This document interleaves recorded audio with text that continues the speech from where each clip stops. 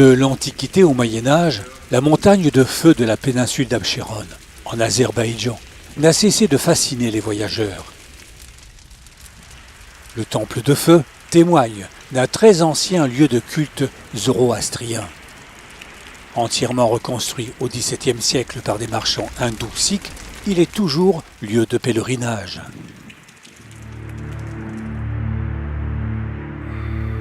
Bakou, la capitale, au bord de la mer Caspienne, idéalement située au croisement des voies migratoires nord-sud et est-ouest, était une étape obligée de la route de la soie.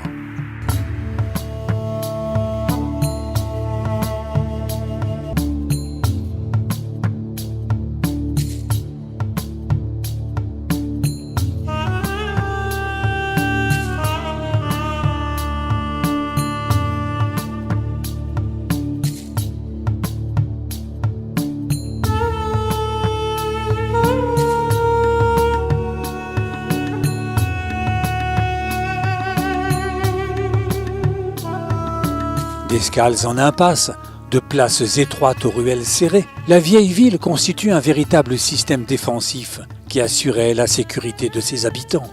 Plus de 1000 familles vivent toujours à l'intérieur des remparts.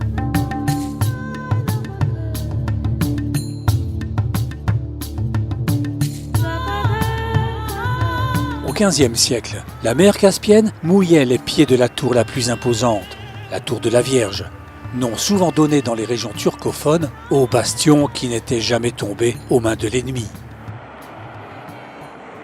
Dès le XIXe siècle, Bakou s'est agrandi hors des enceintes fortifiées. Les booms pétroliers successifs ont suscité de grandioses projets d'urbanisme. Les hydrocarbures continuent de façonner l'histoire de l'Azerbaïdjan. Bakou rivalise désormais avec les grandes métropoles pétrolières. Sous la domination russe, l'Azerbaïdjan est devenu le premier État musulman laïque. Après l'indépendance, l'État choisira de le rester. La population est majoritairement chiite.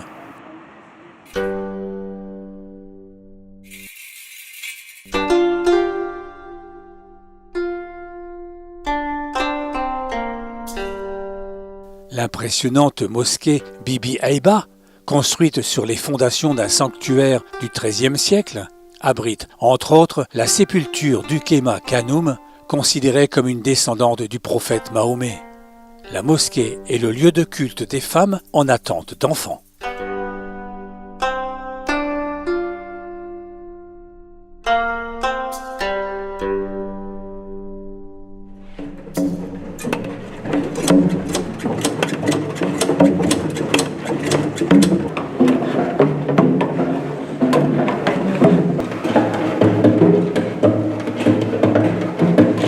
Le tapis d'Azerbaïdjan est tissé ou noué sur des métiers de nos jours essentiellement verticaux. Laine, coton et soie sont teints avec des colorants naturels. C'est un art essentiellement traditionnel, à l'origine pratiqué par les femmes, recluses chez elles durant les mois d'hiver en dehors des périodes agricoles. Il est étroitement lié à la vie quotidienne et aux coutumes de chaque région, ville ou village, dont le tapis portera le nom. Réputés pour leur couleur vive et la finesse des détails, les modèles représentent des figures géométriques, des médaillons ou des décorations végétales. La densité peut aller jusqu'à 300 000 nœuds par mètre carré. Dans les boutiques, aux enseignes réputées, le prix d'un tapis de 3 mètres sur 4 peut atteindre 20 000 €. À savoir que les tapis antérieurs à 1960 ne peuvent en principe pas quitter le pays. Au Musée national du tapis, les œuvres les plus anciennes ou les plus représentatives couvrent l'histoire de l'Azerbaïdjan.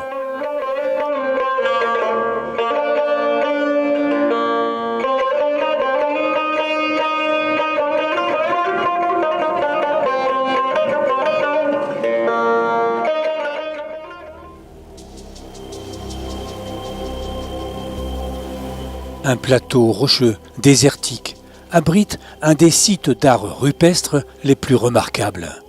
6000 gravures attestent ici d'une occupation humaine sans discontinuité, depuis le Paléolithique supérieur jusqu'au Moyen Âge.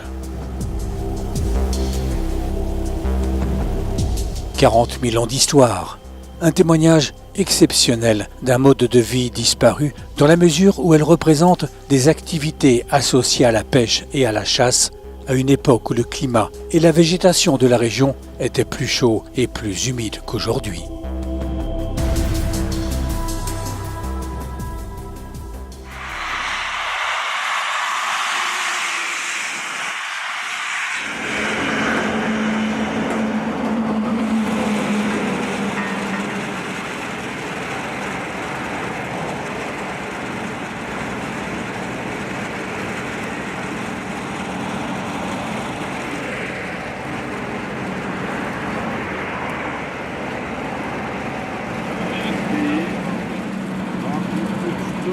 Sur la route, c'est aussi prendre le temps de se poser. Il y a toujours une table pour accueillir. La maison de thé sacrifie au rituel. Érigé au rang de boisson nationale, le thé s'apprécie noir et non sucré, accompagné de tranches de citron. Et comme le dit un proverbe, quand on boit du chai, pourvu que ce soit du thé local, on ne compte pas ses tasses. C'est une des plus anciennes cités du Caucase, seconde ville d'Azerbaïdjan, ancienne mais éphémère capitale, siège du premier parlement de la République. Son université est renommée. La ville est agréable, vivante.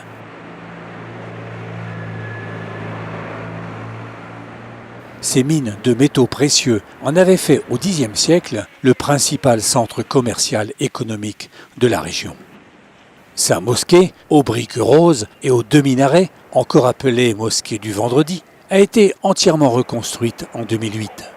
Elle est entourée d'un hammam, d'une fontaine aux ablutions et d'un mausolée consacré au dernier souverain de la cité, vaincu et exécuté par les Russes en 1804.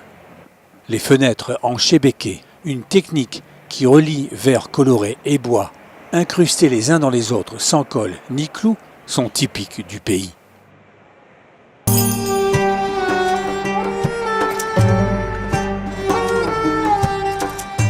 Ganja est surtout une étape incontournable pour qui veut visiter le mausolée d'un des plus grands poètes persans, reconnu pour ses épopées romanesques, profondément influencées par le mysticisme.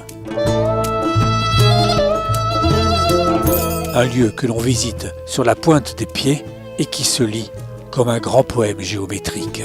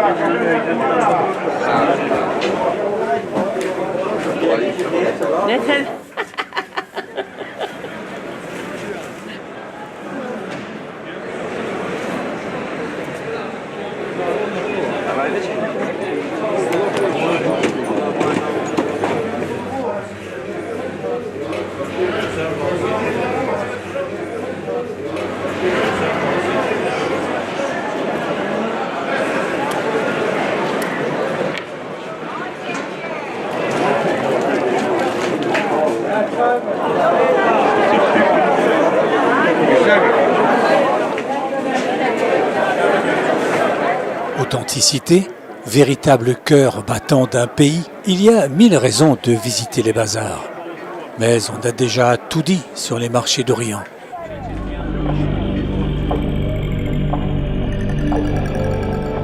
Chéki, sur les piémonts boisés du Grand Caucase, est considérée comme une ville de province. C'est ici que les familles aisées de Bakou viennent passer les beaux jours. Avec ses mosquées, ses caravansérails et ses vieilles maisons en briques rouges, harmonieusement montées, Chéki a gardé tout son charme.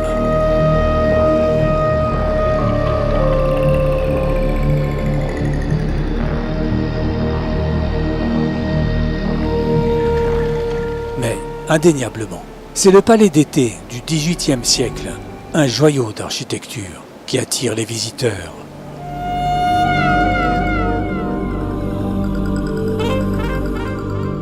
Il doit sa renommée à ses impressionnantes fenêtres en chébéké. Les plus grandes réunissent plus de 14 000 pièces.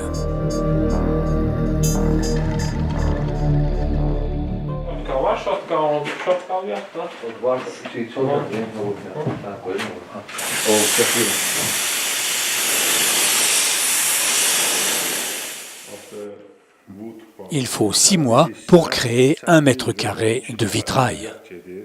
Le verre, un peu plus épais que celui de Murano, viendrait de Russie. Et le bois de noyer a été remplacé par celui du pistachier, plus souple. L'art du chébéké est l'objet d'un véritable renouveau au bénéfice de quelques demeures dont on devine la somptuosité.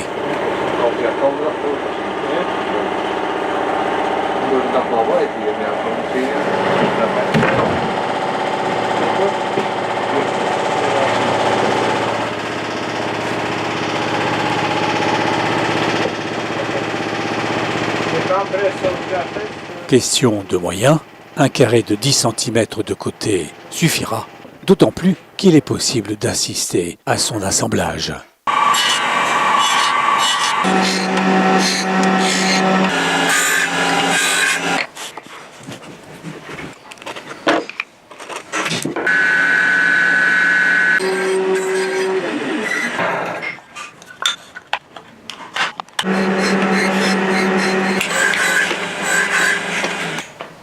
Değişlerle düzüğü var mı?